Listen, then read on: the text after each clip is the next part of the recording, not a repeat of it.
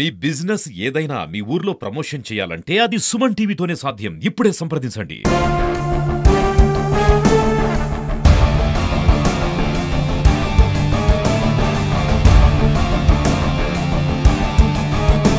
అనంతపురం తాడిపత్రి ప్రధాన రహదారి అలాగే అమరావతి వెళ్ళే 544D హైవే పక్కనే ఉన్నటువంటి శివపురం పెద్దమ్మ తల్లి ఆలయం వద్ద ఉన్నాం.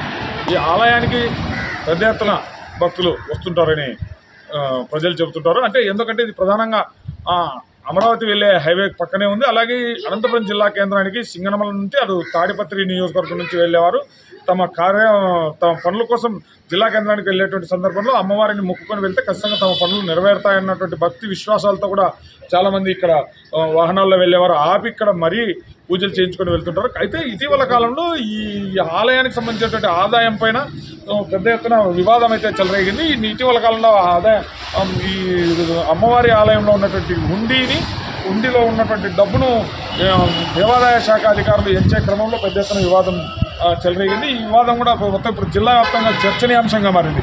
ఈ అంశానికి సంబంధించి మనం ప్రస్తుతం ఈ ఆలయానికి పూజారిగా వ్యవహరిస్తున్నటువంటి పెద్దనారాయణ గారు మనతో ఉన్నారు. ఆయన అడిగారు పెద్దయినా అసలు ఏం జరిగింది, ఈ హుండీలో ఉన్నటువంటి డబ్బులు ఎంచే క్రమంలో మీరు ఎందుకు అడ్డుకున్నారు, వారు ఎందుకు ఎంచాలనుకున్నారు, అసలు విషయం డబ్బులు వాళ్ళు దౌర్జన్యంగా తీసుకుపోయేది పత్రాలు ఎంచుకుంటేది 2 లక్షలు పడినాయి.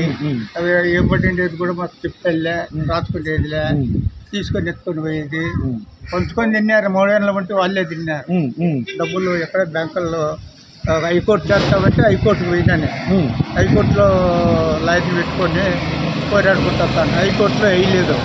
ఎప్పటికప్పుడు ఎత్తకపోవడం, పంచుకోవడం, తినడము, దండంరెడ్డి పద్నాలుగు లేదా వాళ్ళు మాజీ ఎమ్మెల్యే వాళ్ళు సపోర్ట్ చేసుకొని ఈ ఊర్లో వాళ్ళు ఆ గుడి మాకు కావాలి ఊర్లో, లేకపోతే నీకు ఓట్లు వేయము అని చేసి ఈ పని చేసుకుంటూ వచ్చి ఈ పని చేసినారు. నేను అంత భూమి అమ్ముకొని అంత రెడీ గుడి అంతా చేసుకోండి నేను. అదే ఇప్పుడు ప్రస్తుతం ఉన్నటువంటి ఎమ్మెల్యే బండారు శ్రావణ్ దృష్టికి విషయాన్ని తీసుకెళ్లారు. అసలు ఆమె మీకు ఏమంటే పోయి అడిగినామా ఏమో ఇట్లా జరుగుతుందంటే ఏం నిలబెట్టారు, పంటకు ముందు రేటు వీస్తుంటారని ఏమో గడ్డించింది. వాళ్ళు చెప్పినా కూడా ఎండోమెంట్ అధికారులు లేదు వచ్చినారు. నేను పోలీసు సిబ్బంది తీసుకుంటా, నేను అన్నీ మాట్లాడుకుంటా, నేను తీసుకుపోయింది నేను వచ్చినా. అంటే ఎమ్మెల్యే చెప్పినా కూడా దేవాదాయ శాఖ అధికారులకు పోలీసులు సహకరించారా? వచ్చినారు, వచ్చి డేరాలు వేస్తాను నాకు అక్కడ డేరా ఇది పీకనిచ్చేళ్ళు అని చెప్పినారు. వాళ్ళు వద్దు మీరు వద్దు అని చెప్పి పోలీసు సిబ్బంది నిన్న ఎన్నిక పోయినారు. ఇప్పుడు 15 రోజులకు. ఇప్పుడు దేవాదాయ శాఖ అధికారులు గత కొన్ని సంవత్సరాల నుంచి డబ్బు తీసుకెళ్తున్నారని చెప్తున్నారు. అంటే ఈ దేవాదాయ శాఖ అధికారుల నుంచి దేవాలయానికి ఇటీవల కాలంలో ఏమైనా సహకారంగా, అంటే దేవాలయాన్ని అభివృద్ధి చేసే క్రమంలో కానీ ఏమన్నా దేవాదాయ శాఖ అధికారులకు ఏమైనా సహకారం? ఊరికి తెలుసుకోవడమే లేదు. నా సైబుద్ధిగా నా ఖాతాలోనూ నా యాక్ట్ పెద్దోళ్ళు సంపాదించిన పోగొట్టుకోవద్దని ఈ గుడి నేను ఉత్పత్తి చేసుకున్నాను ఆ భూముల ముఖాన్ని. అంటే ఇక్కడ ఈ ప్రహారీ గోడ కట్టించడం కానీ దేవాదాయ శాఖ అధికారుల పాత్ర ఏమన్నా? గోడంతా కంపౌండ్ అంతా చుట్టూ నేనే కట్టించి మోటార్లేసి ట్యాక్సీ కట్టించి ఇవన్నీ రెడీ చేసిన కంప్లైంట్లు బట్టి తల్లని తీసుకొని అంతా చేసుకున్నా. ఈ సంవత్సరాలకు ధర్మకర్త ఎవరో నొక్కితే 2,000 వెళ్తే నేనే కట్టించుకొని తెచ్చినా ఇవన్నీ కూడా నాకు సవిధంగా. ఇది ఇక్కడ కొంతమంది ప్రయాణికులు కూడా ఉన్నారు. ఈ ఆలయ విశిష్టత ఏంటి అసలు, ఇక్కడ అసలు ఈ గుడికి ఎన్ని నుంచి వస్తుంటారు, ఎక్కడి నుంచి వస్తుంటారు? అసలు చాలా ఏళ్ళ నుంచి వస్తున్నాము మేము, ప్రధాన రహదారి కాబట్టి కంటిన్యూగా వస్తుంటాము. వస్తూ దారిలో పోయినప్పుడు వచ్చేటప్పుడు అనంతపురం రోడ్డు కాబట్టి ఖచ్చితంగా ఇక్కడ దర్శనం ఇక్కడ బాగా ఇది ఇంప్రూవ్మెంట్ ఉంది అని చాలామంది అనుకుంటున్నారు. అమ్మవారు కూడా బాగా ప్రత్యక్షంగా ఉందని నమ్ముతున్నారు.